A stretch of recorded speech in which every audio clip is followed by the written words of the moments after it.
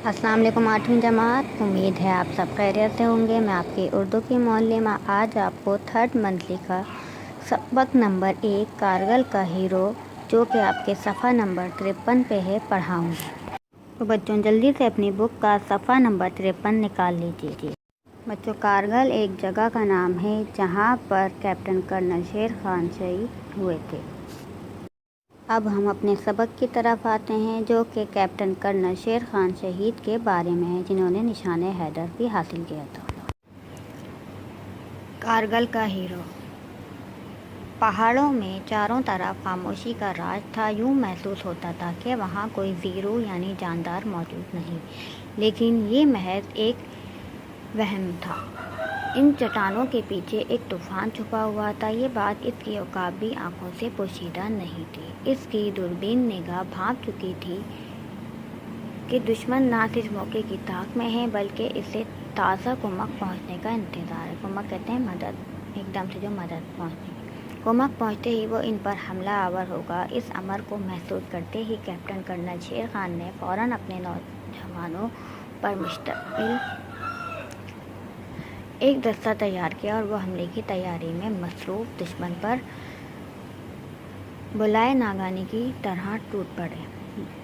हमला इतना अचानक और भरपूर था कि दुश्मन को संभलने की मोहलत ही ना मिली। यानी उन लोगों ने इतनी अचानक से हमला कर दिया कि दुश्मन जो थे उन्हें संभलने की भी मोहलत नहीं मिली थी, और इसके 40 से ज़ायद सिपाही ढेर हो गए, यानी जान से चले गए। दुश्मन की सफ़ों को तहोबाला करके कैप्टन कर्नल शेर खान अपने साथियों को बाहिफाजत चौकी पर वापस ले गए। बच्चों, कहते हैं उलट पुलट कर दी। जुर्रतमंदी, बेबाकी और दिलेरी का एक अनमोल पैकर बनकर उभरने वाले कैप्टन कर्नल शेर खान अपने ऐसे ही कारनामों की बदौलत कारगिल के अजीम हीरो बनकर सामने आए। लाइन ऑफ कंट्रोल के साथ 17,000 फीट की बुलंदी पर कारगिल तरी के मुकाम पर इनकी रेजिमेंट दिफा वतन का फरीज़ा सरअंजाम दे रही थी। आम तौर पर यहाँ फ़राइज़ अंजाम देने वाली रेजिमेंट मौसम सरमा के आगाज़ में इन मोर्चों को खाली कर देती थी। मोर्चों कहते हैं जहाँ पर सिपाही अपने मुल्क की हिफाजत कर रहे होते हैं ना, तो जब बहुत ज़्यादा ठंड होती थी तो वो जगह खाली होती थी। लेकिन इस बार ऐसा ना हो सका, क्योंकि भारतीय अफवाज के दो ब्रिगेड्स और कारगिल के मुकाम पर पहुंच चुके थे और दुश्मन मोर्चों के खाली होने का मुंतज़िर था। हमले के यकीनी खदशे को पेश नज़र रखते हुए दिफाई मोर्चों में मौजूद यूनिटों को इनखला कहते हैं खाली से रोक दिया गया। कैप्टन कर्नल शेर खान ने इस फैसले पर लब्बैक कहा और बच्चों बुक का पेज नंबर टर्न करें, पेज नंबर 54। पूरी तनदही के साथ अपने फ़राइज़ अंजाम दही में मसरूफ़ हो गए।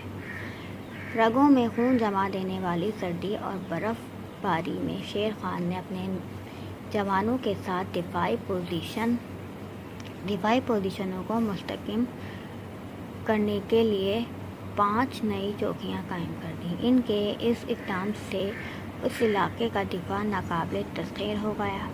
हाल जंग की अगली दिफा लाइनों में उन्होंने एक अस्करी कायद की हैसियत से, कहते हैं फ़ौज का जो सिपाही होता है, शानदार मिसालें कायम की। वो इनके साथी जवानों के लिए काबिल तक़लीद यानी पैरवी करते थे और मशाले रास साबित हुई।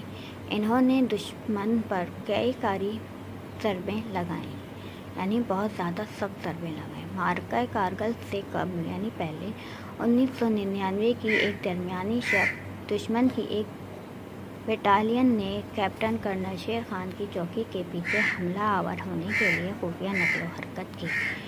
कैप्टन कर्नल शेर खान ने दुश्मन के इन इरादों को भांप कर बेमिसाल जुर्रतमंदी का सबूत देते हुए दुश्मन की मौसर नाकाबंदी कर दी, जिसकी बदौलत इसे भारी जानी नुकसान उठाना पड़ा।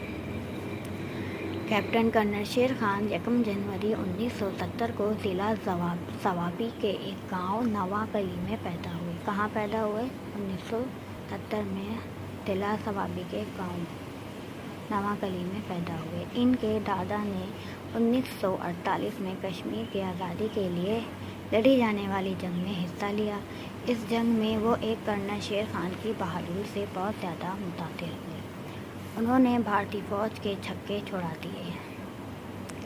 کیپٹن کرنل شیر خان کے دادا یہ کہا کرتے تھے کہ میرا پوتا بھی کرنل شیر خان بنے گا، اسی لیے انہوں نے شیر خان کے ساتھ کرنل کے لفظ کا بھی اضافہ کر دیا۔ کیپٹن کرنل شیر خان نے اپنے دادا کی خواہش کو پوری کرتے ہوئے ایسی بے مثال بہادری کا مظاہرہ کیا کہ ایک بار پھر 1948 کے جہاد کی یاد تازہ ہو گئی۔ بچوں، کیپٹن کرنل شیر خان شہید جو تھے وہ بھی ان کے دادا بھی فوج میں تھے اور انہوں نے اپنے پوتے کو بھی فوج میں ہی کرایا تھا۔ بچوں، یہاں تک آپ کو جو بھی کچھ پڑھایا گیا ہے اس کی اچھی طرح سے بلند خوانی کریے گا اور مشکل الفاظ کی لغت سے میننگ ڈھونڈیے گا۔ اگلی ویڈیو میں ملتے ہیں، اپنا بہت خیال رکھیے گا۔ اللہ حافظ۔